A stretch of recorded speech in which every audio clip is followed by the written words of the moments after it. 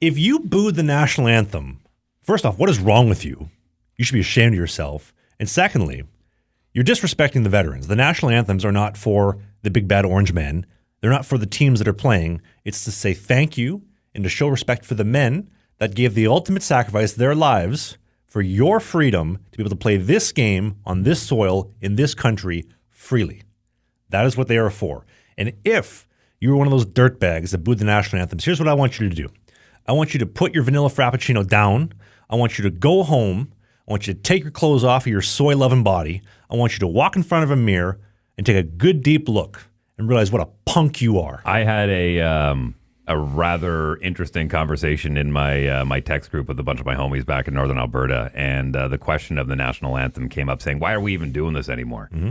And someone said, "Well, it's tradition. We've been doing it forever." The tradition actually started during the war. And the idea was to honor which the ones. Which one? One or two? Two. And the idea was to honor the guys that are over there fighting. And so we play the national anthem. And at this point now, it's just become habit. It's just part of the production schedule. Okay, anthem. And believe me when I tell you, guys getting the anthem, being able to stand out there on the blue line, out on the ice, being part of the starting lineup, it's a big deal for the players. Okay, buckets off too. Yep. Yeah, buckets off. Yeah, it's ritual now at this point. And I also think it's a great opportunity for a lot of up-and-coming singers to get in front of 15,000 plus fans, and it's trickled all the way down to junior hockey, to midget AAA hockey, to collegiate hockey, to a whole bunch of different sports. I think it's a good ritual. I think it's great.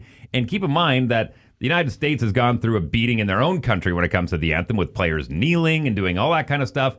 And I think it's really interesting that a lot of veterans have said, hey, we did fight. Absolutely, but we gave you the right to do what you want, to have freedom. So I understand why people are booing. I get it. It's more of we're doing this because we're not happy with the current relationship of the tariffs and whatnot. So it's not necessarily booing the people. It's not necessarily booing the country. It's making a political statement saying, I'm not happy with the way the trade situation is going on right now with our biggest trading partner. And if it's a simple boo, so what? Sure, but if you believe that, you are uneducated, because you don't understand that the anthem is to say thanks. I am very educated, by the way. For you people that boo the anthems, Jerry. You don't understand that the anthem is to pay homage and to say thank you to the men that gave the ultimate sacrifice. Okay, sure, it's part of the production schedule. Yeah, an anthem photo looks sweet on your Upper Deck Peachy rookie card. I get it. And it's cool.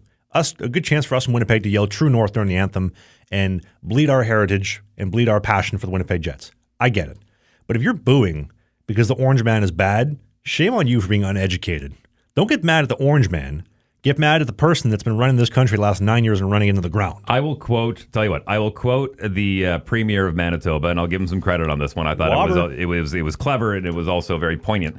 But Wab Kidoux, Premier of Manitoba, said, don't boo during the anthem. Boo when they touch the puck. That's what we do as Manitobans. I like that. Right? So boo when they touch the puck. Whenever an American touches the puck, that's when you boo them. Not during the anthem. That's ritualistic. You stand, you do what you normally do, you take your hat off, and you're respectful for both of those, part of the routine, and then we can move on with the game. And that's when you boo them. That's when you can show it's not the fact that you don't like the anthem. You don't like the players because they're playing for a different country. That's the part that you get to boo them for. So I understand your frustration with it. I get it. I'm not a big fan of it either. I think you stand there. It's minute and a half, 3 minutes if you're playing both anthems. I mean, even in Formula One, after the racers, the pilots go up on the podium, they'll play the anthem of their home country and then play the anthem of the constructors as well. So it's very ritualistic at this point. Some of my buddies in the text conversation said it's very, and I've heard this argument before, that it's a prayer. We're not in church. We don't have to stand and do this kind of stuff like we do at church. It's not a hymn, but there are, God bless America. There are mentions of God and religion in those things. So some people don't like it for those reasons, but it's ritual. It's what we do. It's part of the program. Whatever. The last two times that I remember that the Canadians booed the national anthem or the U.S. booed the national anthem, it was 2006. Oilers are down 2-0 against the San Jose Sharks, going back to Edmonton. The Sharks fans had booed the Canadian national anthem. Oilers came back, won 4 straight, all the way up to the Cup final. Senators fans, Game 4 against the Ducks, they booed the national anthem. They got rinsed in Game 4, and the Ducks took the Cup. Mm-hmm. It's bad luck, bad karma. Show some respect. You people should be ashamed Don't boo it. I also like the and as far as the whole ritual thing, I do, and I don't think anyone will disagree with this one. Those moments, and they happen very infrequently, but when they do happen, they're pretty cool. Like the mic cuts out during the anthem, and the fans step up and they sing it, whether it be the American or the Canadian one, and they all sing in unity. That's part of the game day experience.